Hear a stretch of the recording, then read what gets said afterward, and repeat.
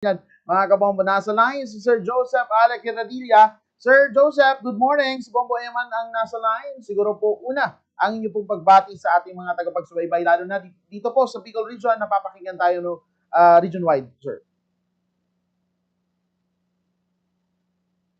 Brenda Emma, magandang umaga po sa buong Kapitolan. Isang makasaysayang araw po mula sa NAIA Terminal 1. Nandito po tayo ngayon sa NAIA Terminal 1 ng po kung saan sinas lang si dating Senador Linoy Aquino 43 years ago. Ngayon. And Sir Joseph, well, thank you again sa pagbigay oras.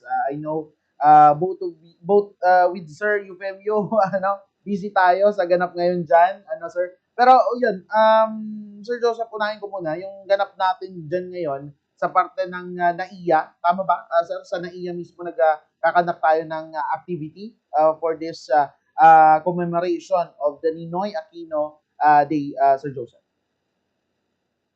Opo, kakatapos lamang po sa mga 30 minutes ago yung naging commemoration natin. Dito po sa bagong po kung saan nakatayo yung dambana or yung monumento po ni Senador Ninoy Aquino. Sa harap po, nasa harap na po siya.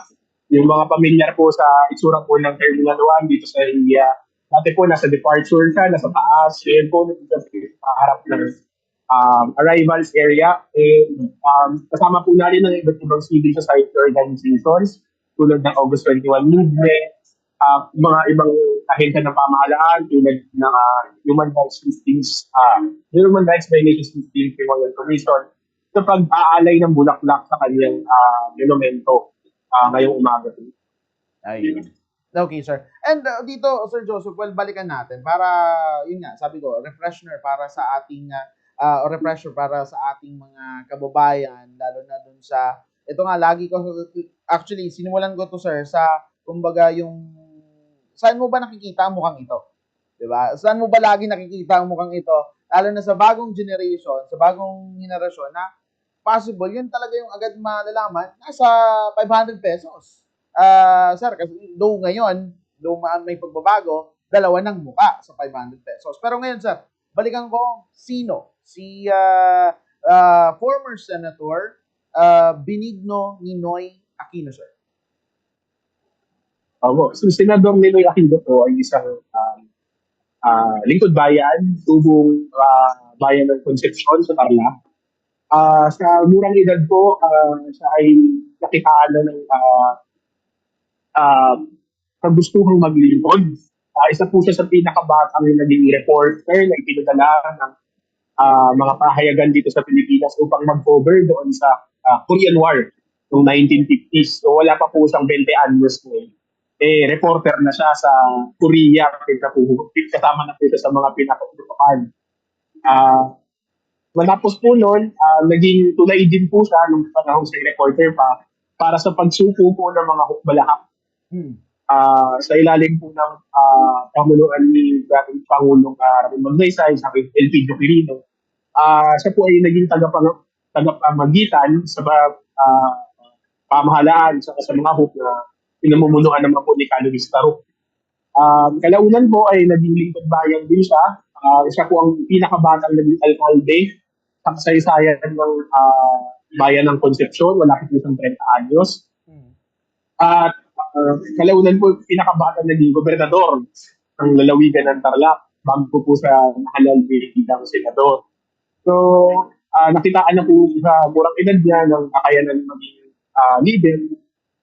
Pero yung kagustuhan din po talagang magbigay sa kapwa, maging tunay na abang lingkod. Ayun. Okay. Mula po dito, yung kasansagan ng martial law, naging masugid po siyang kritiko ni dating Pangulong Ferdinand Marcos Sr.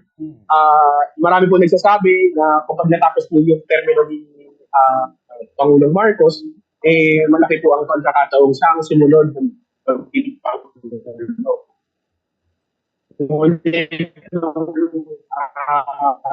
pinakaw lamang ang batas militar, martial law noong September 1972.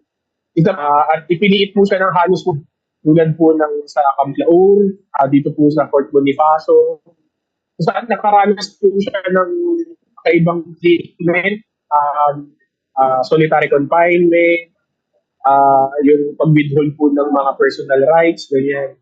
At isinabject po siya hindi sa isang hukumang sibil, kundi sa military tribunal bilang ano po,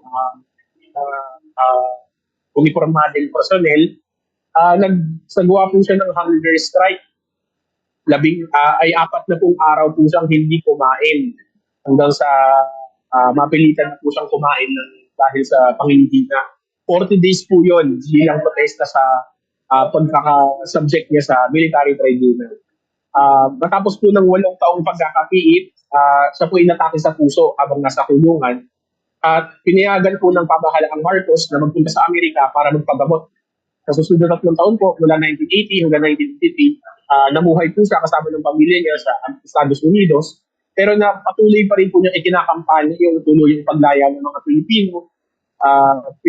Inihahayag niya po ang katotohanan ng batas militar, ang katotohanan ng nangyayari sa Pilipinas.